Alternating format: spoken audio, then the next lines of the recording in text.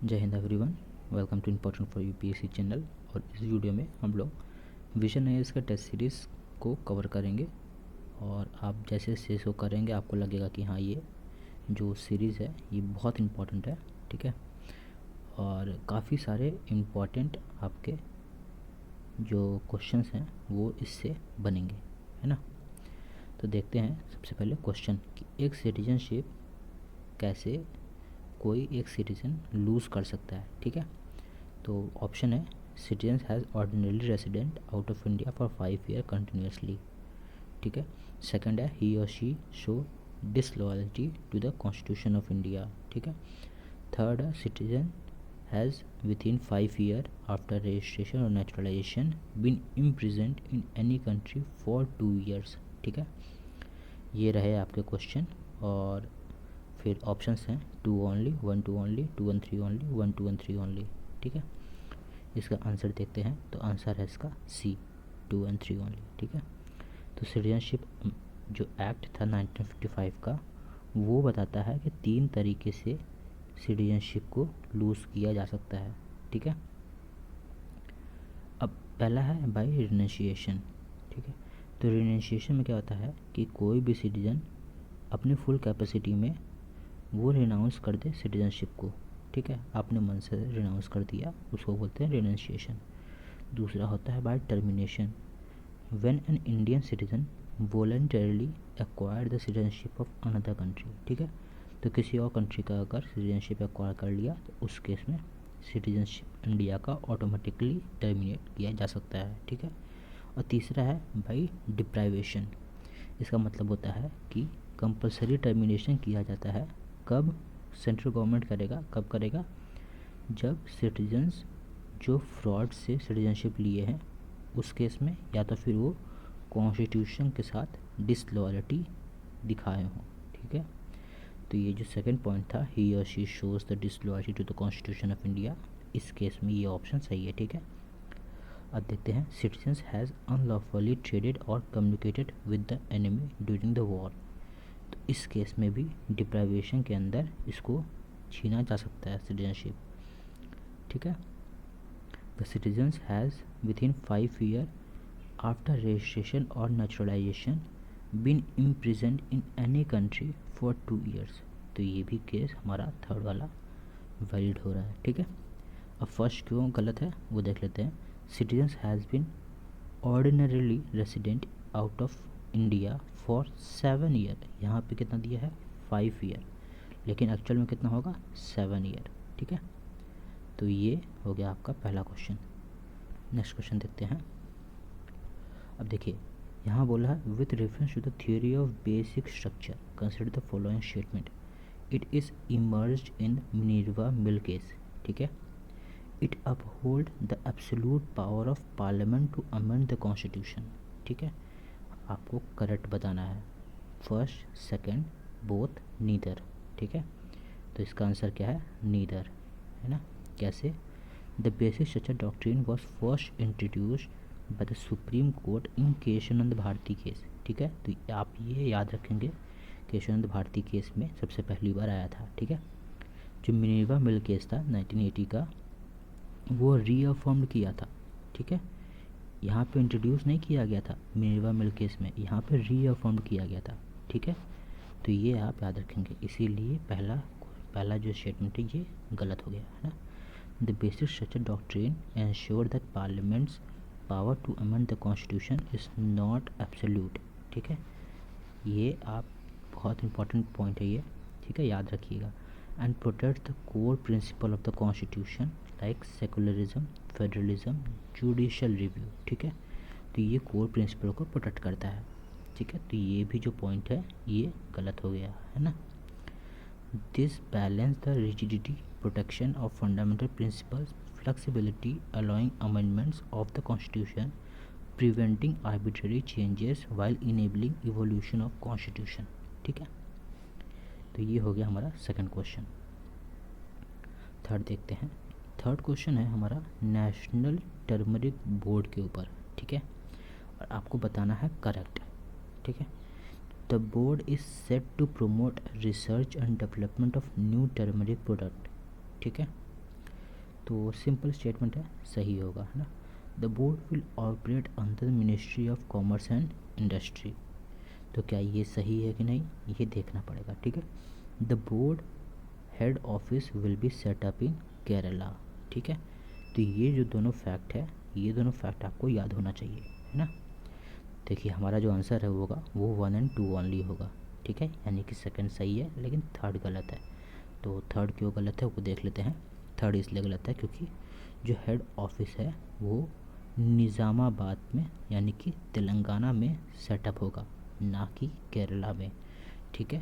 तो ये आपको याद रखना है कि नेशनल टर्मरिक बोर्ड का जो हेड ऑफिस है वो तेलंगाना में सेटअप होगा, ठीक है। और बाकी इसका जो नोडल मिनिस्ट्री है वो कॉमर्स एंड इंडस्ट्री है, तो ये आप याद रखेंगे, ठीक है। और बाकी जो कॉमन चीज़ दिया है कि board will promote research and development of new turmeric product, तो ये तो जनरल स्टेटमेंट है। जनरली जनरल स्टेटमेंट जो होते हैं वो सही होते हैं, ठीक है। चलिए नेक्स्ट क्वेश्चन पे देखते हैं। अब देखिए ये है भारत पोल पोर्टल के ऊपर, ठीक है। तो इसका which aims to strengthen India's effort to combat transnational crime is developed by which one of the following agencies, ठीक है। छोटा क्वेश्चन है लेकिन काफ़ी इंपॉर्टेंट क्वेश्चन है ना। तो रिसेंटली जो भारत पोल है, ठीक है, वैसे इसका आंसर ए होगा, ठीक है, यानी CBI। तो जो भारत पोल है broadcast hub for assistance and real time action against transnational crimes via international police corporation, ठीक है, वॉज डेवलप्ड बाय CBI, ठीक है, यानी कि सेंट्रल ब्यूरो ऑफ इन्वेस्टिगेशन, है ना। तो ये हमारा आंसर ये हो गया, ठीक है। नेक्स्ट क्वेश्चन देखते हैं। अब देखिए with reference to the special officer for linguistic minorities, ठीक है, consider the following statement. It is a constitutional post appointed by the president of India, ठीक है। तो ये आपको पता होना चाहिए कि जो special officer for linguistic minorities का जो पोजीशन है वो क्या है हमारे कॉन्स्टिट्यूशन में, ठीक है। It can investigate all matters relating to the safeguard provided for both linguistic and regional minorities under the constitution। Correct पूछा है, ऑप्शन है 1, 2, both and neither, ठीक है। तो इसका आंसर है 1 यानी कि सिर्फ ए, ठीक है। तो originally the constitution of India did not make any provision with respect to special officer for linguistic minorities, ठीक है। तो स्टार्टिंग में हमारे कॉन्स्टिट्यूशन में कोई ऐसा कोई प्रोविज़न नहीं था, लेकिन स्टेट रीऑर्गेनाइजेशन कमीशन जब बना 1953 से 55 के बीच में, तो उस समय 7th कॉन्स्टिट्यूशनल अमेंडमेंट, याद रखिएगा ये 7th कॉन्स्टिट्यूशनल अमेंडमेंट जो 1956 में आया था, उसमें इंसर्ट किया गया था 350B आर्टिकल, ठीक है। कौन सा आर्टिकल? Article 350B। कौन से पार्ट में? तो ये 17th part of the constitution में, ठीक है। There should be special officer for linguistic minority. He is to be appointed by the President of India, ठीक है। तो ये आप याद रखेंगे, है ना। It would be the duty of the special officer to investigate all matters only relating to the safeguard, ये याद रखिए, only relating to the safeguard provided for linguistic minorities and not religious minorities, ठीक है। अब ये linguistic minorities के ही ऊपर बात करने के लिए बनाया गया है, तो ये रिलीजियस की क्यों बात करेगा, ठीक है। तो इतना आप कॉमन सेंस लगा सकते हैं। He would report to the president upon those matters at such intervals as the president may direct, ठीक है। तो प्रेसिडेंट के एडवाइस पे ये चलेंगे, है ना, ठीक है। नेक्स्ट क्वेश्चन देखते हैं। तो with reference to the solicitor general of India, ठीक है। अब ये सॉलिसिटर जनरल के ऊपर ये क्वेश्चन पूछा गया है, तो देखिए क्या होते हैं सॉलिसिटर जनरल, ठीक है। क्वेश्चन पूछ रहा है the solicitor general of India is a constitutional post, ठीक है। Both solicitor general and attorney general can attend the proceeding of the parliament. Option है 1, 2, बोथ, नीदर, और यहाँ पे आपको करेक्ट बताना है, ठीक है। तो जो सॉलिसिटर जनरल ऑफ इंडिया होता है, ठीक है, ये कोई कॉन्स्टिट्यूशनल पोस्ट नहीं है, ठीक है। तो यहाँ पे हमारा जो आंसर होगा वो डी होगा, है ना। It is a statutory post created to assist attorney general in performing legal duties. The constitution of India explicitly mention only the attorney general under article 76 and not solicitor general. ठीक है, तो ये आप याद रखेंगे कि अंडर आर्टिकल 76 सिर्फ attorney general के बारे में बात हुआ है, ना कि सॉलिसिटर जनरल के बारे में। ठीक है, तो जो अटॉर्नी जनरल ऑफ इंडिया है has the right to attend and participate in the parliamentary proceeding under article 88 of the constitution without the right to vote. ठीक है, मतलब वो प्रोसीडिंग में, पार्लियामेंट्री प्रोसीडिंग में पार्टिसिपेट तो कर सकते हैं, लेकिन उनके पास कोई राइट टू वोट नहीं होगा। ठीक है, However, the Constitution does not provide for the Solicitor General with the privilege to attend parliamentary proceeding। ठीक है, तो ये काफ़ी बेसिक चीज़ें आप याद रखिएगा। नेक्स्ट क्वेश्चन पे मूव करते हैं।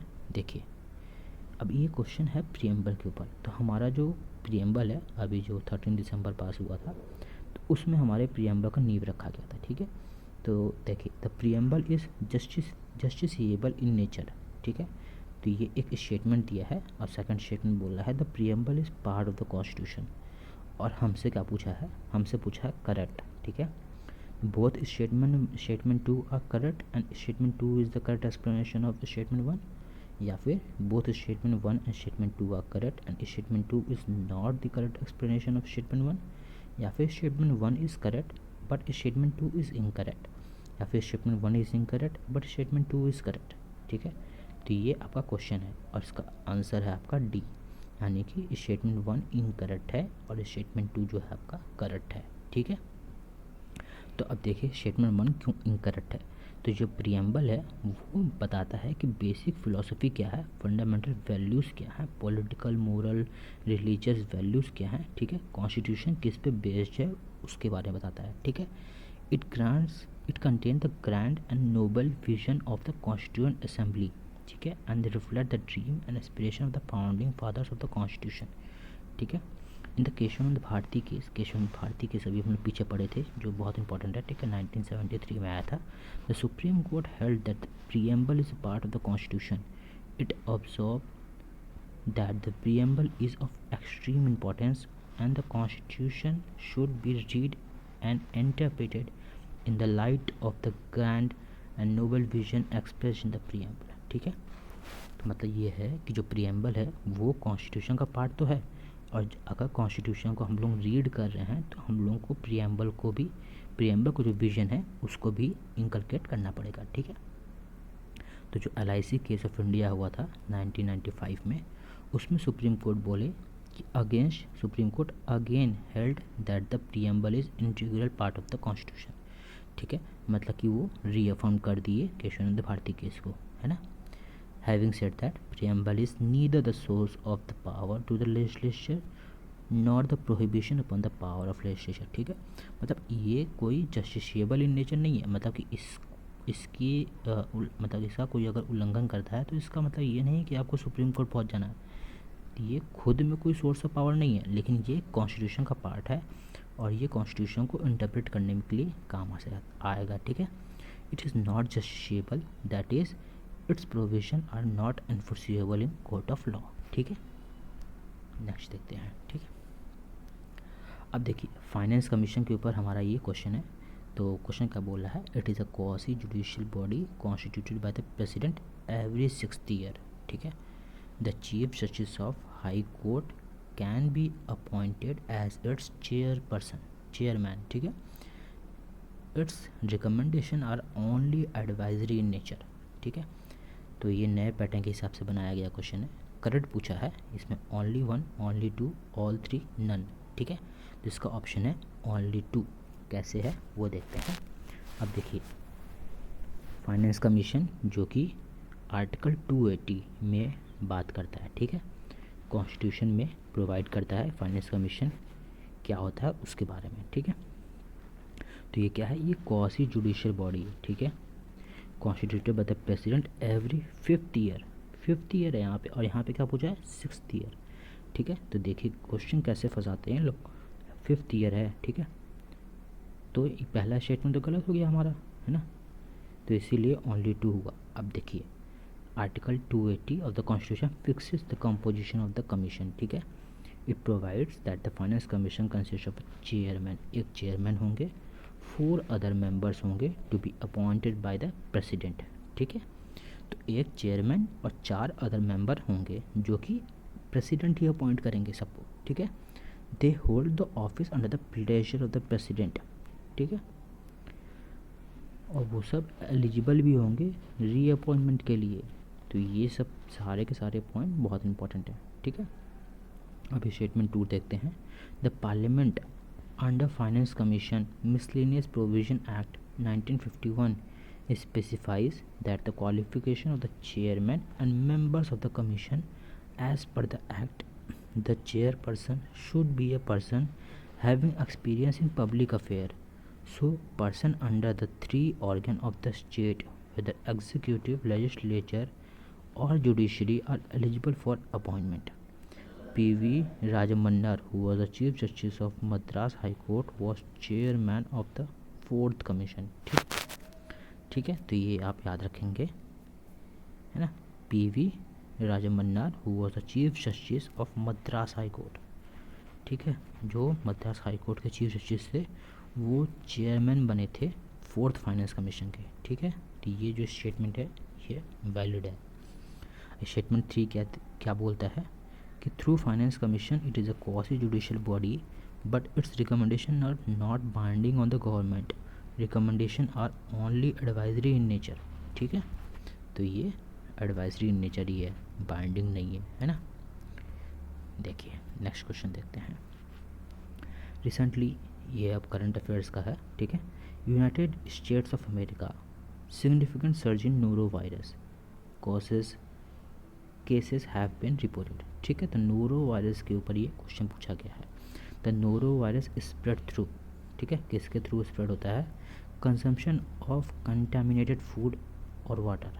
ठीक है, फेकल ओरल रूट या फिर coming out in direct contact with infected person like shaking hands etcetera. ठीक है, तो ऑप्शन क्या है, करेक्ट पूछा है। ठीक है, याद रखिएगा ये सब अंडरलाइन कर लिया करिए, करेक्ट पूछा है। ठीक है, 1 and 2 only, 2 and 3 only, 1 and 3 only, 1 and 2 3 only। ठीक है, तो इसका आंसर है डी, यानी कि सारे के सारे स्टेटमेंट यहाँ पे सही है ना। तो रिसेंट कंटेस्ट क्या है, center for disease control and prevention in the United States of America has reported significant surge in norovirus cases. ठीक है, अब नोरो वायरस क्या होता है, it is sometimes called stomach flu. ठीक है, या फिर स्टमक बग। ठीक है, however norovirus illness is not related to the flu.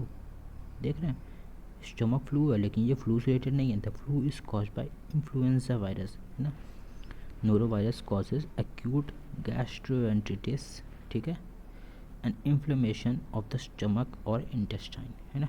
Symptoms क्या है, नोजिया, वोमिटिंग, डायरिया। ठीक है, norovirus are relatively resistance in environment as they can survive freezing as well as high temperature up to 60 degree Celsius. ठीक है, मतलब कि इसका जो रेजिस्टेंस है वो काफ़ी बड़ा है ना। फ्रीजिंग में भी सर्वाइव कर सकता है और 60 डिग्री टेम्परेचर पे भी सर्वाइव कर सकता है ना। तो काफ़ी इंपॉर्टेंट है ये चीज़। Transmitted primarily through faecal oral route, ठीक है, either the consumption of contaminated food or by water or by spreading directly from person to person, है ना। तो ये हो गया हमारा ये वाला क्वेश्चन। अब देखते हैं नेक्स्ट क्वेश्चन। तो ये क्या बोल रहा है, to secure opportunities for the healthy development of children, ठीक है, to minimise inequality of income, status, facilities and opportunities, to protect and improve the environment and to safeguard forest and wildlife. How many of above directive were added by the 44th amendment of the Constitution? ठीक है, तो ऐसे questions बहुत पूछे जाते हैं ना। Only 1, only 2, all 3, none। ठीक है, तो इसका आंसर है only 1। ठीक है, अब देखते हैं हम लोग इसका आंसर। ठीक है, the directive principle of state policy have been amended 4 times till now। ठीक है, तो 44th में यहाँ पे जो पूछा है 44th, तो 42nd में भी हो चुका है, 86th में भी हो चुका है और 97th में भी हो चुका है। ठीक है, 4 बार directive principle of state policy को हम लोग अमेंड कर चुके हैं। ठीक है, तो जो 42nd अमेंडमेंट है 1976 का, added 4 new directive principles to the original list. ठीक है, they acquire the state to secure opportunities for the healthy development of children, article 39, ठीक है, to promote equal justice and to provide free legal aid to the poor, 39A, ठीक है, to take steps to secure the participation of workers in the management of industries, 43A, ठीक है, to protect and improve the environment and to safeguard forest and wildlife, 48A, ठीक है। तो ये जो चार चीज़ है, ये चार चीज़ 42nd अमेंडमेंट से आया था, है ना, ठीक है।